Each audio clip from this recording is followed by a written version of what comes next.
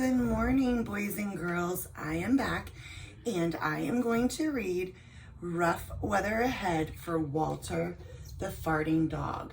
And this is book 3 in the series. Remember, book 1 was Walter the Farting Dog. Book 2 was Walter the Farting Dog, Trouble at the Yard Sale. And then this is book 3, Rough Weather Ahead for Walter the Farting Dog, sorry.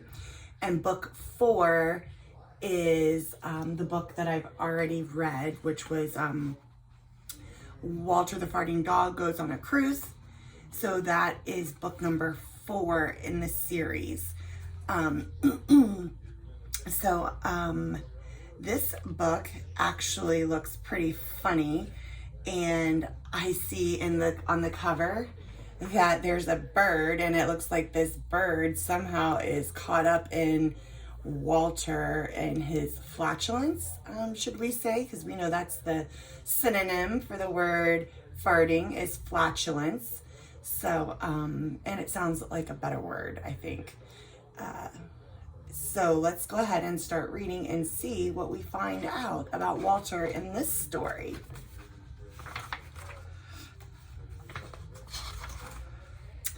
Professor Compressor knocked on the door. I understand your dog has a farting disorder. It's not a disorder, said Betty and Billy. Yes, it is, shouted Father. Come on in.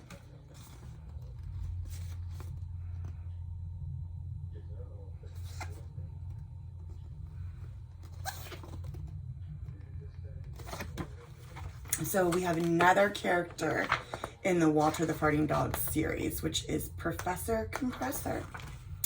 Professor Compressor said, I've made a lifelong study of animal gas. He examined Walter, gently poking around his stomach. You'd better be careful, said Father. He farts when you do that.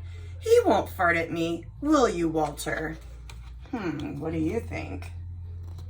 Is Professor Compressor special? Walter farted. Professor Compressor staggered backward, waving his gas meter. 10.7, the highest I've ever recorded. What a remarkable animal. Walter was pleased to be called remarkable. He liked Professor Compressor and licked his hand. So if somebody's remarkable, that means that they're pretty special.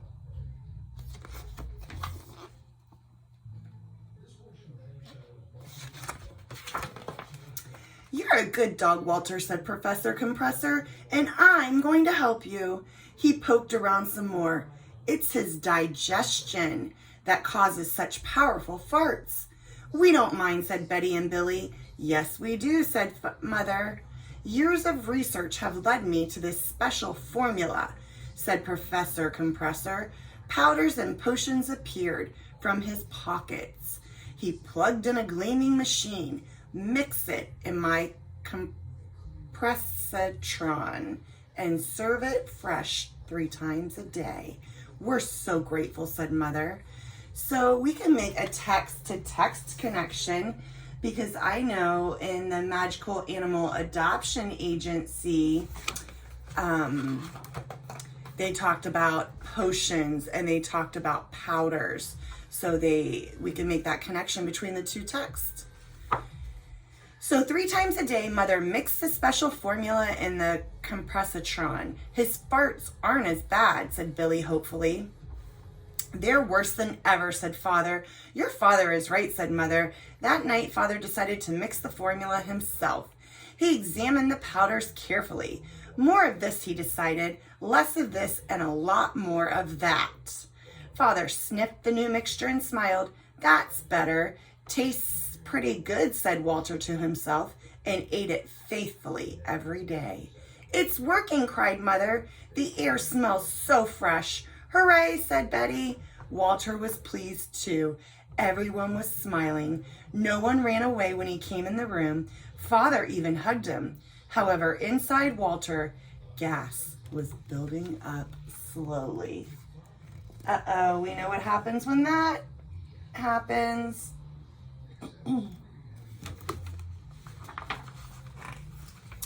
"That dog's getting fat," said Father. But it wasn't fat. It was farts waiting to be set free. Professor Compressor's mixture and Father's expert touch were turning Walter into a blimp. Walter began taking strange little bounces when he walked across the room. One evening he floated over Father's chair. "Great jump, Walter," said Billy. But it wasn't a jump. It was gas.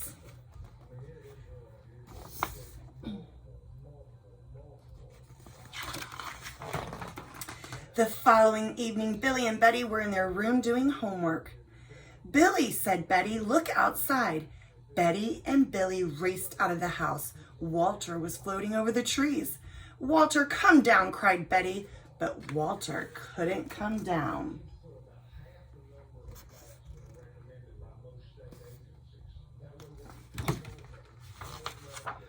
He floated on into town. "Quite a view," he said to himself. A breeze came up and blew him over to the other end of town.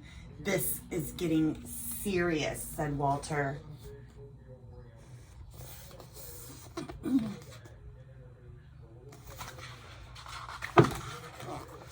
He knew the problem was gas. He knew the solution was farting. He squeezed. He pressed his belly with his paws. He twisted into a knot. Nothing. He floated all night long. When morning came, he was high above the world.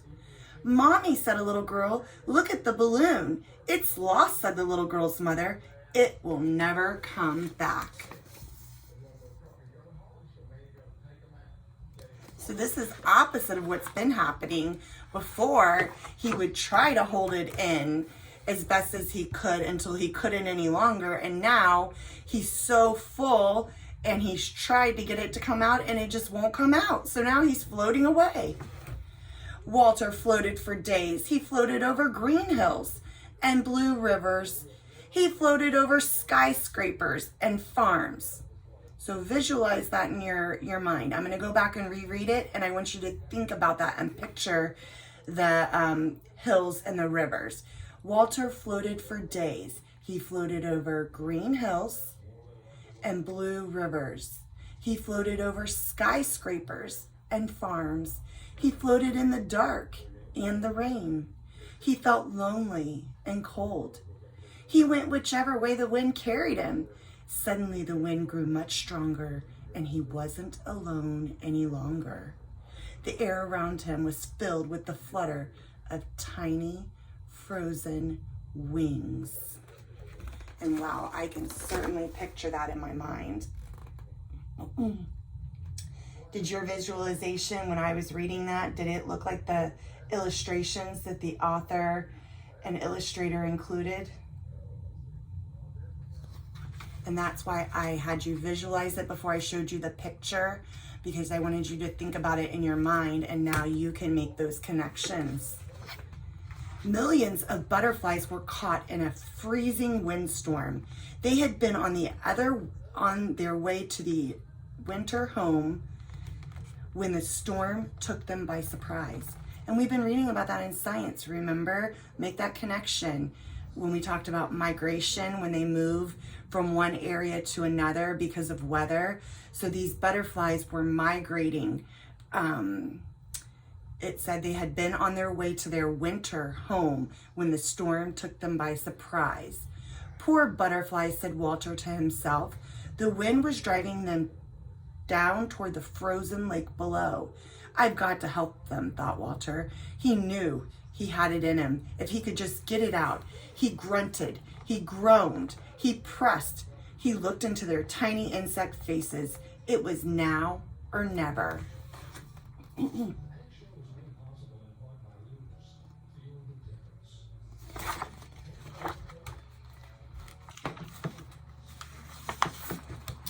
He let it rip. A blast of warm gas lifted the butterflies out of their dive. It melted the ice on their wings. It carried them to the far side of a mountain where the sun was shining. They touched down in a field of wildflowers.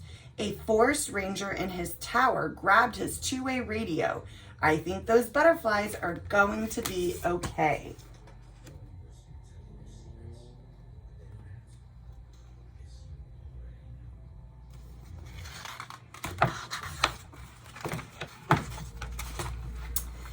out of gas, Walter went down like a rocket. So there's your simile comparing the way that Walter fell from the sky to that of a rocket coming back down. He splashed into a pond and doggy paddled to the shore. He shook himself dry, then he sniffed the air, turned around, and started the long walk home. He'd gone only a little way when the ranger pulled up in his Jeep. "Can I give you a lift, Wonder Dog?"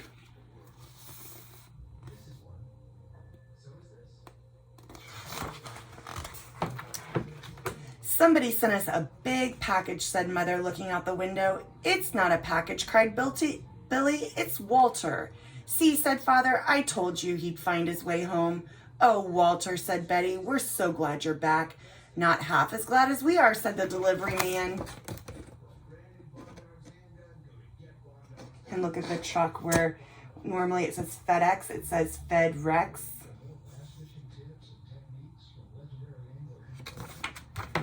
So it's important to pay careful attention to those illustrations to see how they add to the text. And here it says, Wonder Dog saves butterflies. And that is the story of Rough Weather Ahead for Walter the Farting Dog.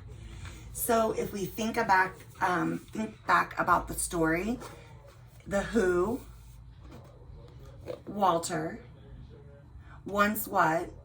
To get rid of the gas that he's got built up inside of him, right? But he can't get it to come out.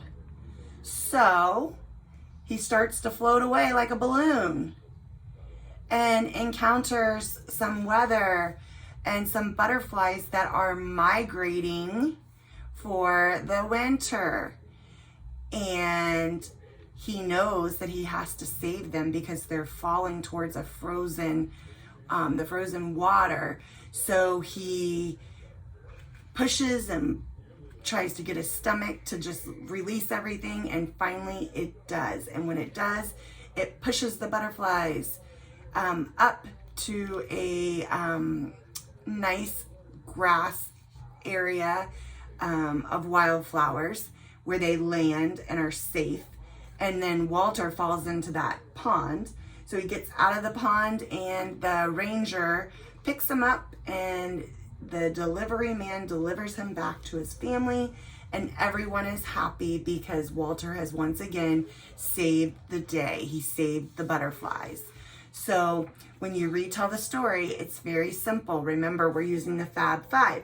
Who, once what, but, so, then.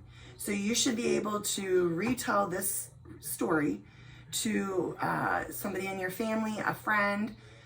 Could be to a stuffed animal. It could be to your pet, anyone. But when you retell a story, it's very, very simple. If you use the who, once, what, but, so, then. That gives you the 5 points in a summary, or you could say a 5-star summary. So in 5 simple sentences, you can retell the whole book. So the next book we're going to read is the final book in the series. Remember, this is book 3. Book 4 was the one where he goes on the cruise. And then book 5 is going to be where he is banned at the beach. Walter the Farting Dog, banned at the beach, or banned from the beach. And that will be the 5th and final book that's in this series of books. So I hope that you're enjoying them because they are very funny, and we're getting to learn a lot about Walter the Farting Dog. So something to give you to laugh about. And again, we said that the genre of this book is humorous fiction. Humorous meaning funny. So the authors wrote this book to make you laugh and just for your enjoyment. So you should be able to laugh at the silly parts and just have fun as you're reading it. So I hope you enjoyed it as much as I did. And until I see you again, from my heart to your heart, I love you. I wish you all the best. I hope you have a safe and great rest of your day. And I will see you soon. Bye.